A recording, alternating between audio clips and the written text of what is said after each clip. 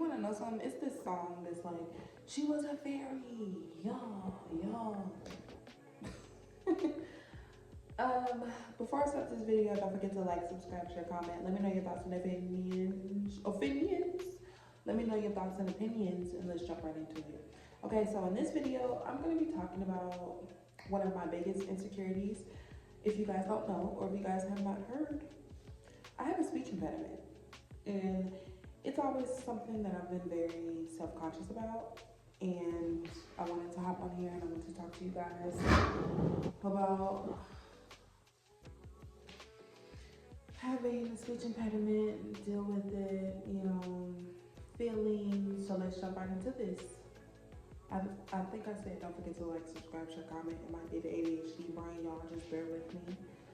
But when I first started stuttering, well, first things first, I didn't know that one of my parents had a speech impediment, which, come to find out, was my mother.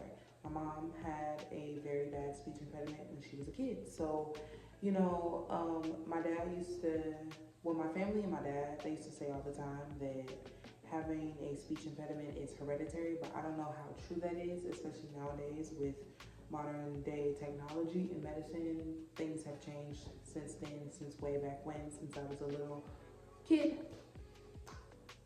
I did not start stuttering until I was about 6 and a half, and it pretty much started of me basically repeating things that my sister said.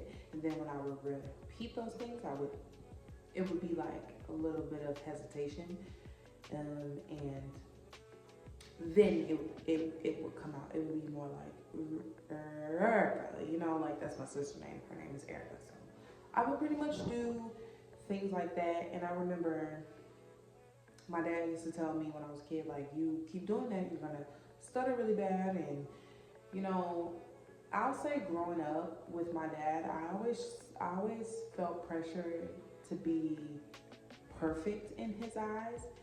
And me being a little kid, just being a kid, and I've always been sensitive. Even now, I'm very sensitive. I cry, Lord, I cry so much. And when I was a little kid, I always felt the need to be perfect in his eyes. So when he used to say all the time, stop stuttering, I really used to try really hard not to stutter. I used to try to be like, okay, well, maybe if I stop stuttering, then my dad, he'll be happy that I'm not stuttering and have a stuttering problem, then I would be perfect in his eyes. Like, that was something that I really struggled with when I was a kid. Like, now here and there, but now that I'm older, I can acknowledge that that was an issue and a problem. So I started stuttering when I was about 6 and a half, and then it pretty much progressed and got really bad. I'm not gonna say worse, because if I had to compare like my sister's stuttering to mine, now I only stutter when I'm really excited, really angry, or I'm nervous. Talking in front of a crowd, or even talking to you guys. Like, at first, before I even started recording and picking up a camera and really talking, I used to stutter really bad and get really nervous to the point where I just would have to put, my phone down, and I just couldn't do it anymore because I was just so scared and stuttering really, really bad. But it got pretty bad to the point where I had to take speech classes. Now, mind you, not fully understanding what speech classes were for when I was a kid, I really didn't want to be in there. I'm not gonna lie, because I felt like I never really had an issue, or part of me felt like, stuttering is not that bad. It's not that big of an issue to the point where I have to be in speech classes. At that time, I thought speech classes were for people who really couldn't speak English. I would hate to say it, but in my mind, that's what I thought speech classes were for, to help someone speak proper English. And in my mind, that's what I was thinking, not fully understanding and not fully knowing the purpose of being in a speech class, and learning that I had a speech impediment, and learning that, stuttering isn't normal. It's not something everyone does. And at that time, not fully understanding and not fully knowing, I felt like stuttering was something that everyone did, and I felt like the only way you will take a speech class is if you couldn't properly articulate or speak proper English. That is what I thought it was for when I was little. I just didn't feel like I needed it. So I want to say, yeah, elementary school, that's when they started putting me in speech classes. And I will never forget, I had a speech teacher, can't remember her name, but she was the sweetest lady ever. She told me something that pretty much stuck with me. Sorry if I'm speaking with my hands, y'all, like, comfortable, that's what's comfortable. But I will never forget, she told me, she was like, you know, having a stuttering problem isn't as bad as you may think it is. Sometimes, you know, people who stutter, their brain just works faster than what their words can project, or, you know, your brain is thinking of something way faster than me actually saying it. And when she told me that, it pretty much added ease to knowing that, okay, well, you know, I'm not perfect. You know, I'm not normal. I have a speech problem, you know, and maybe my brain is just thinking way faster than I can project the words out.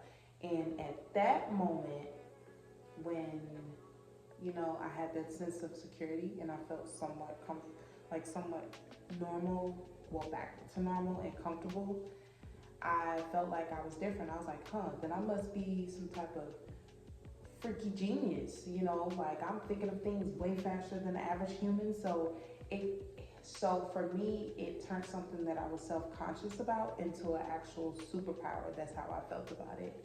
So fast forward middle school, I didn't really take speech classes in middle school. They kind of skipped over me and put me in something else, but that's another story for another time. So I really didn't take any speech classes in middle school, but high school I did again.